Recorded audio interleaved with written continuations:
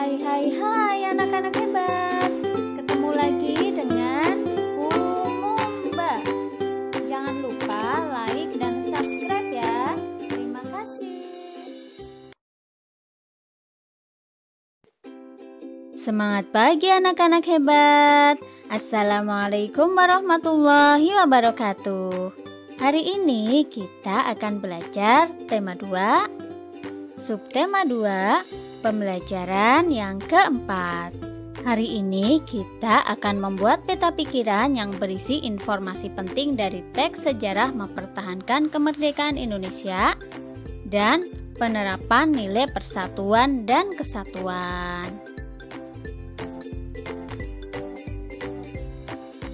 Anak-anak hebat, upaya untuk mempertahankan kemerdekaan Indonesia tidak hanya dilakukan melalui pertempuran atau peperangan, namun juga dilakukan melalui jalur diplomasi yang berupa perjanjian dan perundingan seperti Perjanjian Linggajati, Perjanjian Renville, Perjanjian Rumroyen, dan Konferensi Meja Bundar atau KMP. Hal ini akan kita bahas satu persatu dalam pelajaran kali ini. Tonton sampai selesai, jangan dilewati, jangan di-skip agar kalian bisa lebih paham. Perjanjian Linggarjati dilaksanakan dari tanggal 15 November 1946 sampai 25 Maret 1947. Lumayan lama juga ya. Perjanjian Linggarjati adalah perundingan antara Indonesia dan Belanda di Linggarjati, Jawa Barat, yang menghasilkan persetujuan mengenai status kemerdekaan Indonesia. Perjanjian tersebut ditandatangani secara sah oleh kedua negara pada tanggal 25 Maret 1947. Hasil perundingan yang pertama, Belanda mengakui secara de facto wilayah Republik Indonesia, yaitu Jawa, Sumatera, dan Madura. Yang kedua, Belanda harus meninggalkan wilayah Republik Indonesia paling lambat tanggal 1 Januari 1949. Yang ketiga, pihak Belanda dan Indonesia sepakat membentuk Negara Republik Indonesia Serikat atau disingkat RIS. Yang keempat, dalam bentuk RIS, Indonesia harus tergabung dalam Commonwealth atau persemakmuran. Perjanjian Linggarjati ini menimbulkan pro dan kontra di kalangan masyarakat Indonesia. Anak-anak, ternyata pelaksanaan hasil perundingan ini tidak berjalan mulus. Pada tanggal 20 Juli 1947, Gubernur Jenderal H.J. Van Mook akhirnya menyatakan bahwa Belanda tidak terikat lagi dengan perjanjian ini. Pada tanggal 21 Juli 1947, meletuslah agresi militer Belanda yang pertama. Itu artinya pihak Belanda sudah melanggar perjanjian Linggarjati. Perjanjian Renville dilaksanakan dari tanggal 8 Desember 1947 sampai 17 Januari 1948. Perjanjian ini dilakukan antara Indonesia dan Belanda. Perjanjian ini ditandatangani pada tanggal 17 Januari 1948 di atas kapal perang Amerika Serikat yaitu USS Renville yang berlabuh di Pelabuhan Tanjung Priuk, Jakarta. Perundingan dimulai pada tanggal 8 Desember 1947. Perundingan ini ditengahi oleh Komisi 3 negara yaitu Amerika Serikat, Australia, dan Belgia. Delegasi Indonesia dipimpin oleh Amir Syarifuddin. Delegasi Kerajaan Belanda dipimpin oleh Raden Abdul Qadir Widjojo Atmojo. Hasil perundingannya yang pertama, Belanda hanya mengakui Jawa Tengah, Yogyakarta, dan Sumatera sebagai bagian wilayah Republik Indonesia. Yang kedua, disetujuinya sebuah garis yang memisahkan wilayah Indonesia dan daerah pendudukan Belanda. Yang ketiga, TNI harus ditarik mundur dari daerah-daerah kantongnya di wilayah pendudukan di Jawa Barat dan Jawa Timur. Jadi anak-anak, pada perjanjian Renville ini wilayah Indonesia semakin sempit. Tadinya pada perjanjian Linggarjati kan meliputi Jawa, Sumatera, dan Madura. Nah, untuk perjanjian Renville ini semakin menyempit, yang diakui hanya Jawa Tengah, Yogyakarta, dan Sumatera. Sedangkan Jawa Barat, Jawa Timur, dan Madura tidak diakui oleh Belanda. Perjanjian Roem-Royen. Perjanjian ini dimulai pada tanggal 14 April 1949 dan ditandatangani pada tanggal 7 Mei 1949 di Hotel Des Indes, Jakarta. Nama perjanjian ini diambil dari kedua pemimpin delegasi, dari Indonesia yaitu Muhammad Rum dan dari Belanda yaitu Herman van Rooyen. Tujuan perjanjian ini adalah untuk menyelesaikan beberapa masalah mengenai kemerdekaan Indonesia sebelum KMP atau Konferensi Meja Bundar di Den Haag, Belanda. Hasil perjanjiannya yang pertama, Angkatan Bersenjata Indonesia akan menghentikan semua aktivitas gerilya.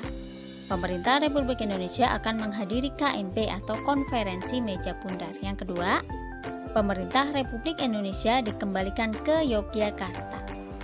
Yang ketiga, Angkatan Bersenjata Belanda akan menghentikan semua operasi militer dan membebaskan semua tawanan perang. Konferensi Meja Bundar dilaksanakan dari tanggal 23 Agustus sampai 2 November 1949. Hasil KMP atau Konferensi Meja Bundar sebagai berikut. Yang pertama, Belanda mengakui Republik Indonesia Serikat sebagai negara merdeka dan berdaulat. Yang kedua, status Irian Barat itu sekarang Papua ya, diselesaikan dalam waktu setahun sesudah pengakuan kedaulatan.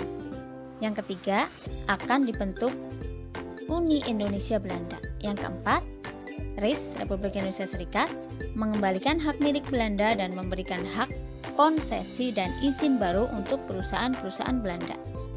Yang kelima, pengambil alihan utang Hindia Belanda oleh Republik Indonesia Serikat.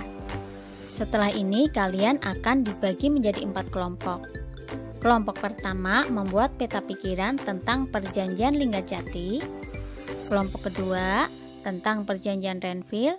Kelompok ketiga membuat peta pikiran tentang Perjanjian Roem-Royen. Dan kelompok terakhir membuat peta pikiran tentang Perjanjian Konferensi Meja Bundar atau KMP. Kalian tetap mengerjakan sendiri-sendiri dari rumah ya. Pembagian kelompok hanya untuk memperingan tugas kalian agar tidak mengerjakan 4 perjanjian, tapi satu anak mengerjakan 1 perjanjian saja. Meskipun demikian, kalian tetap harus membaca keempat-empatnya ya, biar semuanya bisa memahami dengan sebaik-baiknya.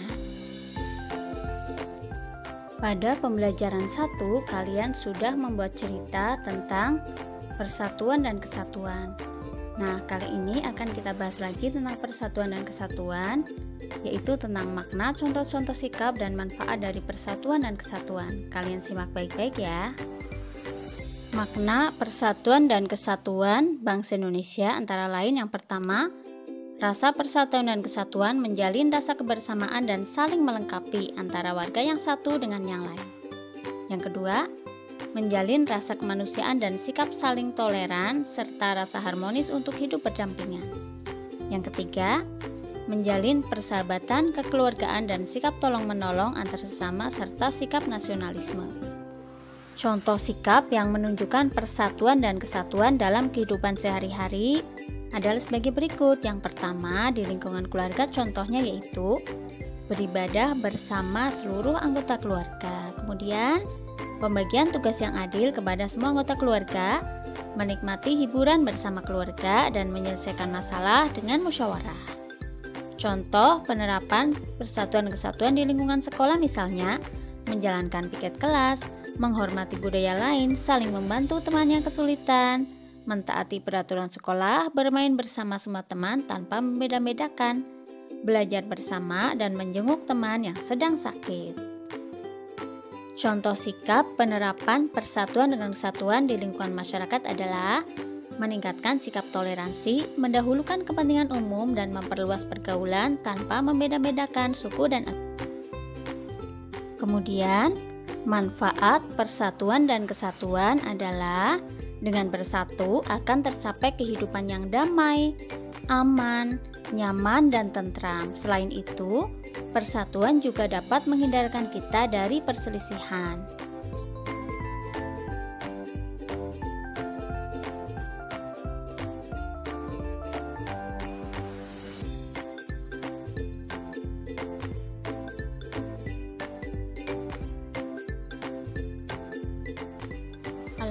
Alhamdulillah, pembelajaran hari ini telah selesai.